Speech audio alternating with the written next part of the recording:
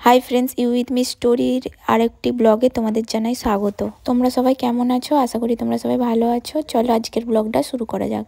আজ হলো 24শে নভেম্বর, আমার বরের বার্থডে।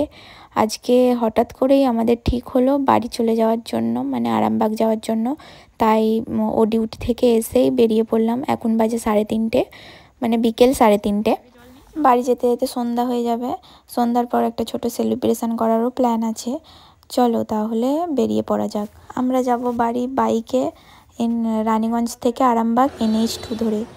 এখন প্রায় 1 ঘন্টা হয়ে গেছে। বাইকটাকে রেস্ট দেওয়ার জন্য আমরা একটা চায়ের দোকানে দাঁড়িয়েছি।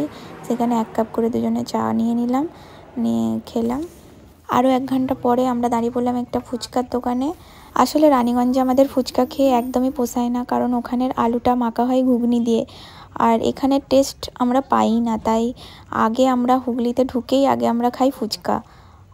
এখনও হুগলিতে ঢুকিনি, যদিও এখনও আছি বর্ধমানে। তারপরে এই যে চলে এলাম আমাদের বাড়িতে মা দাঁড়িয়ে আছে। এই যে আমরা বাড়ি চলে এসেছি। বাড়িতে এসে দেখছি দিদা আর মাসিমণি এসেছে। তারপরে আমি ড্রেস চেঞ্জ করব না, কারণ আমি বাপির সাথে এক্ষুনি বেরোবো। ওর জন্য একটা কেক কিনতে হবে, কারণ সেলিব্রেশন ছোট করে হলেও আমরা পালি প্রতি বছরই, তাই পালবো এবার ছোটেও। তাই ওকে না নিয়ে গিয়েই আমি বাপির সাথে যাব কেকটা আনতে। দেখো এসেই আমার বর শুয়ে পড়েছে সোফাতে। অনেকটা রাস্তা জার্নি করে আসা, বাইক চালিয়ে প্রায় 3 ঘন্টা লাগে। এরপর আমি বেরিয়ে পড়লাম বাপির সাথে কেক কিনতে। প্রথমে টাউন সার্ভিস কেকের দোকানে এলাম, কিন্তু এখানে পেলাম না যেটা আমরা চাইছি। তারপরে এই দোকানটা নতুন হয়েছে, এখানে চলে এলাম। এখানে প্রতিটা কেকই ডিম ছাড়া, মানে ভেজিটেরিয়ানদের জন্য পারফেক্ট কেক। এখান থেকে একটা বাটারস্কচ ফ্লেভারের নিয়ে নিলাম কেক, 1/2 পাউন্ডের, কারণ আমরা এমনিতেও কম লোক আছি আর খুব একটা খাওয়া হয় না। তা ওখান থেকে কেকটা কিনে আমরা চলে এলাম একটা ভ্যারাইটি স্টোরে। ওখান থেকে শীতের কিছু জিনিস কেনা ছিল, টেনে আমরা এলাম মিষ্টির দোকানে। যেহেতু বার্থডে, মিষ্টি তো কিনতে হবে, তাই মিষ্টির দোকানে এলাম। মিষ্টির দোকান থেকে মিষ্টি নিয়ে এবার চলে এলাম বাড়িতে এসেই আমি প্রথমে কেক সাজাতে বসে গেলাম। দেখো আমরা এই কেকটা পছন্দ করেছি, বাটারস্কচ ফ্লেভারের। আর সাথে এনেছিলাম 2টো ক্যান্ডেল। আমার বর 26 পূর্ণ হয়ে 27-এ পড়লো, তাই 2 আর 7 ক্যান্ডেল এনেছিলাম। সেইটা ভালো করে বসিয়ে দিলাম। এরপর সেলিব্রেশনের পালা। আসলে ফ্যামিলি ছাড়া না বার্থডে পালতে ইচ্ছা করে না। সেই জন্য আমরা একটু কাজও ছিল আরামবাগে, তাই হঠাৎ করে বললাম চলো তাহলে বাড়ি চলে যাই, বাড়ি গিয়ে সেলিব্রেশন করব। একদিনের ছুটিতেই চলে এসেছি বাড়ি। যেহেতু আমরা বাইকে যাতায়াত করি, তাই আমরা একদিনের ছুটিতেও বাড়িতে আসতে পারি। বাস ট্রেনের ভরসা করলে তো আর আসা হয় না। দেখো কেকটা কেমন লাগছে। আমার কেক সাজানো কমপ্লিট হয়ে গেছে। এবার একটু ফটো সেশন করতে হবে, কারণ বার্থডেতে তো কিছু ছবি টবি তুলতে হবে। মানে পাশে বাপিকে বসিয়ে দিয়েছি, আর পাশে মা বসেছে, আর মাসিমণি আর দিদাকে পাশে বসিয়ে দিয়েছি। দিয়ে সবাইকে নিয়ে ফটোশ্যুট চলছে।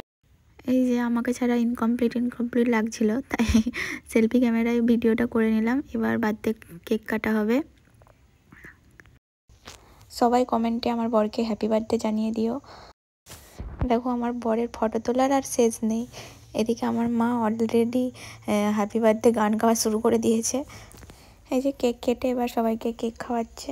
আমি বললাম আমি একটু বাদে খাবো, কারণ আমাকেও তো ক্যামেরার সামনে আসতে হবে।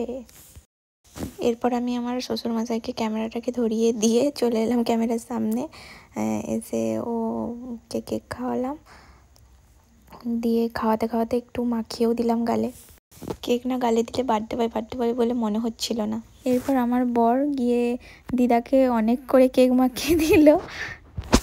সেলিব্রেশনের পর চলে এলাম রান্নার কাজে। আজকের মেনুতে হচ্ছে মটন বিরিয়ানি। যেহেতু আমার শ্বশুর শাশুড়ি কেউই চিকেন খায় না, চিকেনের কোনো আইটেমই খায় না, আর মা আর ও খুবই ভালোবাসে বিরিয়ানি। সেই জন্য ভাবলাম যে তাহলে একটু মটন বিরিয়ানি করা যাক। আমি চলে এসেছি মাটন রান্না করতে। দুপুরের পর আমি মাকে বলেছিলাম যে মাটনটাকে ম্যারিনেশন করে রাখতে, দই টই দিয়ে ম্যারিনেশন করে রেখেছিলো যাতে তাড়াতাড়ি সেদ্ধ হয়। এদিকে দেখো ভাত তো কমপ্লিট হয়ে গেছে, আর এদিকে আমি মাটনটা খুব ভালো করে কষে নিচ্ছি। আজকের ব্লগটা এখানেই শেষ করছি, অনেকটা রাত হয়ে গেছে। ব্লগটা ভালো লাগলে অবশ্যই like, comment, share and subscribe করে দেবে। আর দেখা হবে পরবর্তী ব্লগে। এই যে বসে পড়েছে বার্থডে বয় নিজেই থালা সাজিয়ে খেতে। অনেকটা রাত হয়ে গেছিলো তো, খিদেও পেয়ে গেছিলো। টাটা।